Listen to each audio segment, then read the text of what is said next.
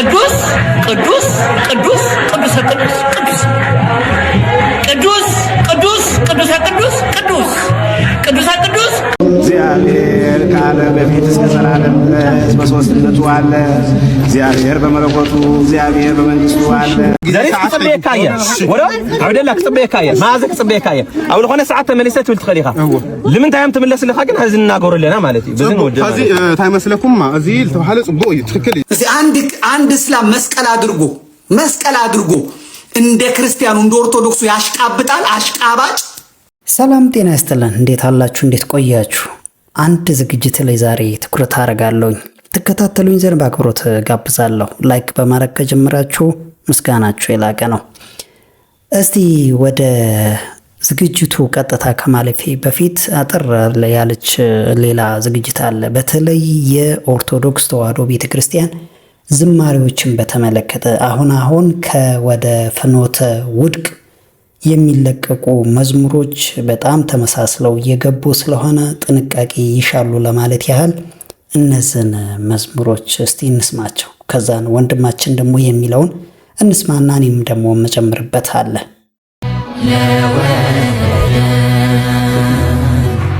ካታችን በደሙ ላተመ ለወደደን ኃጢአታችን በደሙ ላተመ። እንደሰማችሁት እንግዲህ የአቶ ጸጋዬ ድርጅት ወይም ደግሞ ፍኖተ ጽድቅ የተባለው የመናፍቃን ቸርች አሁን ደግሞ ወቅት እየጠበቀ ጾም እየጠበቀ አምና በእንደዚህ ወቅት ነበር አይደለም መጥቶ አባ ገብርኤል አስተማሩ ተብሎ የምንፍቅና ትምህርት አምጥተው በርዘውን ስንት ጮህ ተጮጮህ የነበረው በዚህ ወቅት በአብይ ጾም ወቅት ነበረ፣ በዕለተ ስቅለት ጊዜ ማለት ነው። አሁን ደግሞ እንደዛ ወቅት ጠብቀው መጥተው ደግሞ የመናፍቃን መዝሙር እንደ አዲስ እየሰሩ ይቅርታ ዘፈን የመናፍቃን ዘፈን እንደ አዲስ እየሰሩ ሪሚክስ እያደረጉ ጭራሽ ሴቶቹ ሁሉ ካህናት ላደረገን እናንተ ናችሁ ካህናቶቹ። እቺ ቤተክርስቲያን ባለ አእምሮች የሚወጡባት ሚስጥርን ጥበብን የሚያውቁ እንቁዎች ምሁራኖች አባቶች መምህራኖች የሚወጡባት ዛሬ ላይ ማንም ተነስቶ የሚጫወትባት ሆነ። አንዴ ዜማዋን ይሰርቃሉ፣ አንዴ ንዋየ ቅድሳቷን ምኗን ነው እሱ የማይሰርቁት? በዚህ ዘመን ሁሉም ይሰረቅባታል። ግን ሌቦች በዙና ተው አንተም ረፍ የሚል ደፋር ጠፋ። ሁሉም ለሆዱ አደረ። በእርግጥ ለሁሉም ጊዜ ያለው እግዚአብሔር ዝም ይላል። አንዳንዴ ጊዜው ይደርስና እነዚህንም መንጥሮ ያወጣቸዋል። ልክ እነዛ ታድሶነን ብለው መጨረሻ ላይ ውስጥ ላይ ሲሰሩ እንደነበሩት ከዛን አንጥሮ እንደተፋቸው እነዚህም ይተፋሉ። ዛሬ ላይ እንግዲህ ዜማዋን እየበከሉ እየከለሱ ያሉ እቺ ቤተክርስቲያን መታደስ አለባት ብለው እታች ላይ የሚሉ መጨረሻ ላይ ግን አወዳደቃቸው የከፋ የሆነ ተነስተውባታል። ብዙዎች ተነስተውባታል እቺ ቤተክርስቲያን በውጭም በውስጥም። በውጭ እንኳን ብዙ ችግር የለውም ነበረ። የውስጡ ጠላቶች የውስጡ የሳጥናኤል ፈረሶች ናቸው ያስቸግሯት። ዞሮ ዛሬ ላይ ዜማዋን እንደዚህ ቢበክሉትም ግን ደግሞ ቀን አለና ያን ጊዜ እግዚአብሔር ቀኑን ጠብቆ ሲመጣ እነዚህን ወዳልነበሩበት እንዳልነበሩ አድርጎ ይሸኛቸዋል። ኤንዌይ ግን ፍኖተ ጽድቆች ፍኖተ ውድቆች ብሏቸዋል ወንድማችን። እንግዲህ ጊዜያቸው ደርሶ አንድ ቀን ይሰናበታሉ በማይሆን ስንብት። ለማንኛቸውም ግን ወጣቱ አሁን ላይ በተለይ የሚጠቀሙበት የዜማ መሳሪያ ቅንብሩ እንግዲህ ዘመናዊ መሳሪያ ይጠቀማሉ። እንደገና ደግሞ ዜማ ስልቱም ያሬዳዊ ዜማን የጠበቀ እንዳልሆነ ቀድሞ ነው የታወቀ ጉዳይ ነው። ስለዚህ ይህ ትውልድ ደግሞ የሆነ ፓወርፉል የሆኑ ወይንም ደግሞ በጣም የሆነ ስስ የሆኑ ነገሮችን ይፈልጋል። ስለዚህ ዜማው ደስ ካለው ወይ የሆነ ቅኝቱ በዚህ በዓለማዊ ከተቃኘለት ደስ ስለሚለው ትክክለኛ ነው ብሎ ይከተለዋል እና ከዚህ አንፃርም ነው እንግዲህ ወጣቱ እየታለለ እየተከተላቸው ያለው። ዞሮ ግን ያው በያሬዳዊ ዜማ ተቃኝታ ስርዓቷን ጠብቃ የምትሄድበት ጊዜ ይመጣል፣ ሩቅ እንዳልሆነም እገምታለሁ። እና እስከዛው ግን እግዚአብሔር አምላክ በቸርነቱ እነዚህን አጥፊዎች ያስታክስልን ነው ምለው። ሁላችንም ባለማህተቦች በቁማችን ፈዘናል፣ ሞተናል፣ ተጫውተውብናል። ክርስቶስን እንምላችሁ ቤተ ክርስቲያን ኃላፊ ደረጃ ድረስ መነኩሴ ድረስ እስከሚያስቀምጡብን ሙስሊም ሰው ይህን ያክል መደፋፈር፣ ይህን ያክል ምን ያክል ፈዛዛ ብንሆን ነው? ምን ያክል ፈዘን ብንታይ ነው እንደዚህ አይነት ቤተ ክርስቲያናችንን የማይመጥን ዝማሬ የሚለቁብን? ተመልከቱ። ይሄ የኦርቶዶክስ ዝማሬ ነው እንዴ? መዝሙር የሚገመግም የለም እንዴ? ጠቅላይ ቤተ ክህነት የምትገኙ የህግ ክፍሉ ምንድነው ስራችሁ? ፌክ ሰነድ አቅርበው እንዲህ ቤተ ክርስቲያን ውስጥ ሲሰገሰጉ ድረስ የሁሉም መጫወቻ እስከምንሆን ድረስ ዋዛ ፈዛዛውን ተተን ግዴላችሁም ዋጋ ሳያስከፍለን ለማህተባችን እንንቃ። ቪዲዮ እንዳያስጠፉት በደንብ ሼር ኮፒ ሊንክ። ዛሬ ላይ እንግዲህ እጅግ አሳፋሪ ነገር ነው ያየነው። በተለይ እንደ ኦርቶዶክስ አማኝ ቤተክርስቲያኗ በምን አይነት የስልጣን ክህነት አሰጣጥ ላይ እንዳለች እንዲሁም ደግሞ አጠቃላይ ቤተክርስቲያኗ በምን አይነት ሁኔታ ውስጥ እያለፈች እንዳለ የሚያሳይ ነገር ነው ያየነው። ይህ ወጣት እንግዲህ ዛሬ በብዙ መልኩ በተለያየ ማህበራዊ ሚዲያ እንዳያችሁት ያው ራሱ ሙስሊም ሆኖ ሳለ ነገር ግን የኦርቶዶክስ ክህነት ያለው ሰው መስሎ መስቀል ይዞ እነዚህ የቆብ ደፍቶ ስልጣን ሁሉ ያለው ስልጣነ ክህነት ሁሉ ያለው መስሎ እንደገና ደግሞ አንዳንድ ፎቶዎች እንደሚያሳዩት የተለያየ ቅዱሳን ስፍራዎች ሁሉ እንግዲህ እንደነበረ ሲዘዋወር እንደነበረ የሚያሳይ መረጃዎችን ነው እንግዲህ ያገኘ ነው። ይህ እንግዲህ አጠቃላይ በተለይ እነዚህ ሁለቱ ሃይማኖት ኦርቶዶክስ እና እስልምና በምን አይነት ሁኔታ ነው እየሄዱ ያለው የሚለውንም በተወሰነ መልኩ የሚያሳየን ነው። በነገራችን ላይ ቀጥታ ወደዚህ ልጅ ሁኔታ ከመግባታችን በፊት ከዚህ በፊት ካስታወሳችሁ በጎጃም አካባቢ ለ27 ዓመት አካባቢ ሲማር የነበረ ስሙ ካሊድ የሚባል እስልምናን ከተቀበለ በኋላ ካሊድ የነበረ አንድ ሰው እንደነበር ያው የሚታወስ ነው። የቅርብ ጊዜ ሁነት ነው እንግዲህ ታስታውሱታላችሁ።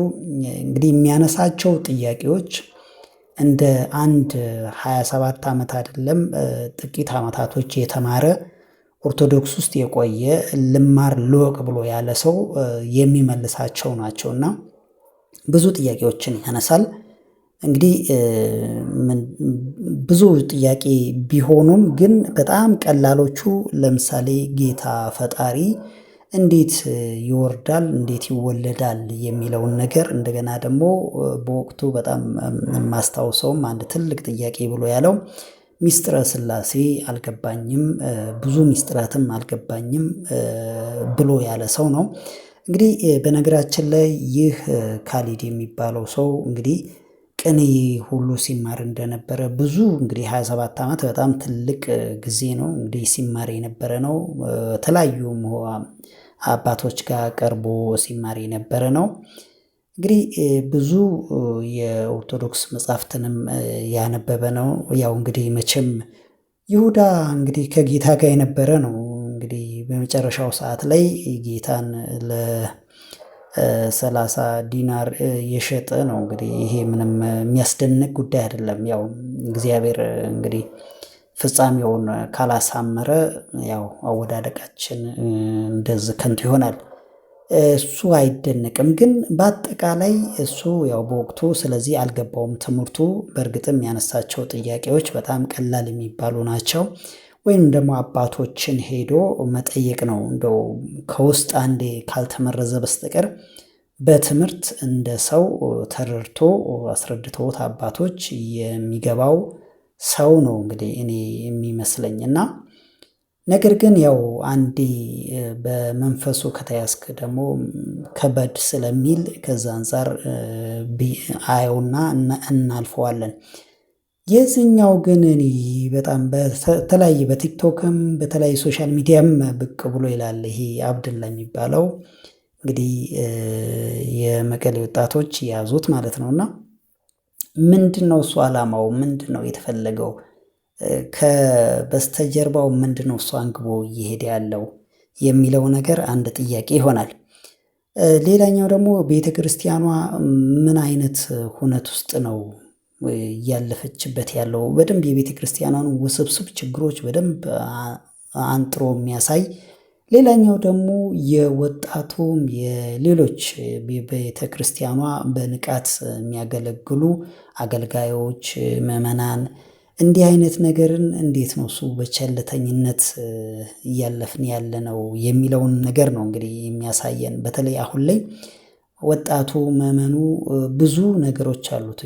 መረጃን ማጥራት እንደገና ደግሞ የሆነ ያልሆነ ተግባር እንኳን ቢከሰት በተለያየ ነገር ላይ ሼር ማድረግ ለምሳሌ በሞባይል በመጠቀም ያልሆኑ ነገሮች ሲታዩ ማንነስ ብሎ የመፈተሽና ያንን ነገር ወጣ አድርጎ ለህዝብ ማጋራት ወይንም ደግሞ ለአባቶች ማጋራት ማማከር መደወል እንዲህ አይነት ነገር አለ። ያው በድሮ እንኳን እንዲህ አይነት ነገር ባይኖርም እና አሁን ግን ከቸልተኝነት የበዛበት ትውልድ እንደሆነ ነው የሚሰማኝ። አንደኛው ይሄ ነው በምዕመኑ በኩል እና በውስጥ በቤተ ክርስቲያኗ አሰራር ደግሞ በጣም ውስብስብ ችግሮች እንዳሉ ያው እናውቃለን። በእርግጥ ግን እስከዚህ ድረስ ምን ያህል የረቀቀ ወይም ደግሞ የከበደ እንደሆነ ነው እኔ የሚያሳየኝ እንግዲህ እና ዞሮ ዞሮ እስቲ ካሊድ በወቅቱ ሲናገራቸው የነበረውና አሁን ደግሞ ይህ አብደላ የሚባለው እንግዲህ አብደላ ነው ሲሉት እየሰማን ያለ ነው እንግዲህ ሲያደርጉ የነበረውን ነገር እስቲ ከወጣቶቹም ካሊድ ከጠየቀውም የተወሰነ ቀንጨብ አድርጌ ስሙት ላሰማችሁ። በጣም ልዩ ነገር ያገኘሁት ነገር አለ። በእስላም ውስጥ አንድ ሰው ስለ እስላም በደንብ ከተማረ ኢማኑ ወይም ደግሞ እምነቱ እየሞላ በጣም ለእምነቱ እየተቆረቆረ ለእምነቱ ሊሞት እየተዘጋጀ ይሄዳል። በእምነቱ በጣም አላህን እየፈራ አላህን እየተገዛ ይሄዳል። በክርስትና ደግሞ አንድ ሰው እየተማረ ሲሄድ እየደፈረ ነው የሚሄድ። زريت كصبيه كايا ورا عبد الله كصبيه كايا ما عزك صبيه كايا او لخونه ساعه تملست ولت خليها لمن تايم تملس لك كن هذ ناغور لنا معناتي بزن ود هذه تايمس لكم ما ازيل تحال صبو يتخكلي هذه كل الوالخيه سن حدقم انا بدليتي لاوسر منهم لاعتقو لا قدس بيت كريستيان مستير لبيت كريستيان ناغرا نغر يله انا هيمانوت يزه مانم هيمانوت يحيزو مسكل ركيو خانا زوزن يتاكيوني وطات لمالتي بهما يتنادي ديتيلخا دغاور سنوات يله غلغلانخا بزح سب شويت خايخا او زالك سردي قال بريك سرومي ما هم يلخا تناجر خاخا هذه يكرتنا بقى ودينا هنا ازي بدليتي حملات ለምን መውረድ አስፈልግ? ዓለምን ለማዳን መሬት ላይ መውረድ ለምን አስፈልግ? ዓለምን ለማዳን ለምን መሰቀል አስፈልግ? ለምን የከብት በረት ላይ መወለድ አስፈልግ? ለምን ተራ ልብስ ለብሶ መብላት አስፈልግ? ለምን መጠጣት አስፈልግ? ለምን በታንኳ ባህር ለባህር እየዞረ ማስተማር አስፈልግ? አምላክ ሁሉን ማድረግ ይችላል ተብሎ ከታመን ከልጅ ልጅ ተወልጅ አድናለሁ የሚለው ቃል የት ላይ ይገኛል?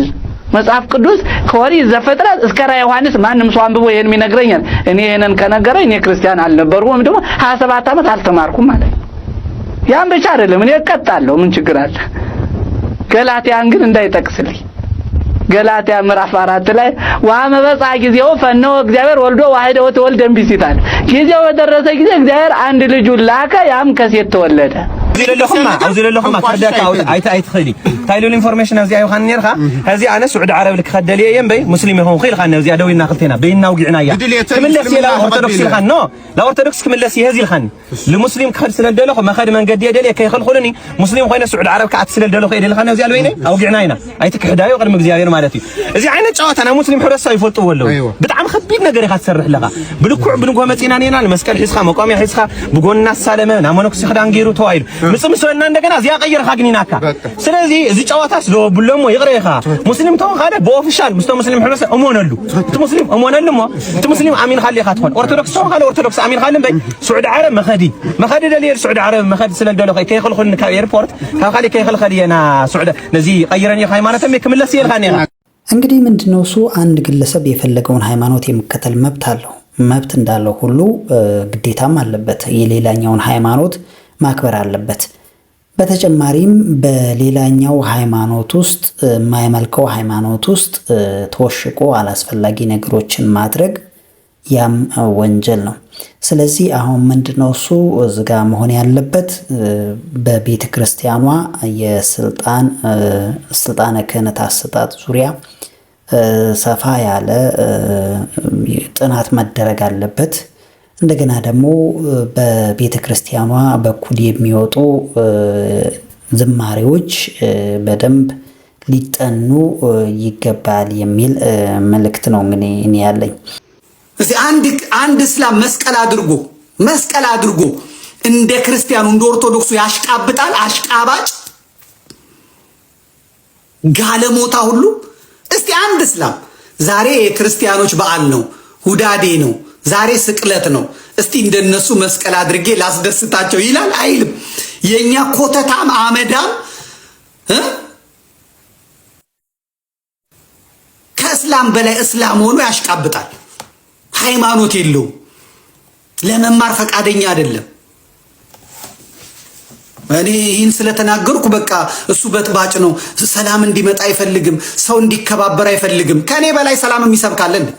ከኔ በላይ የሰላም ሰባኪ አለ እንዴ? የሰላም ሐዋርያ አለ እንዴ? የለም።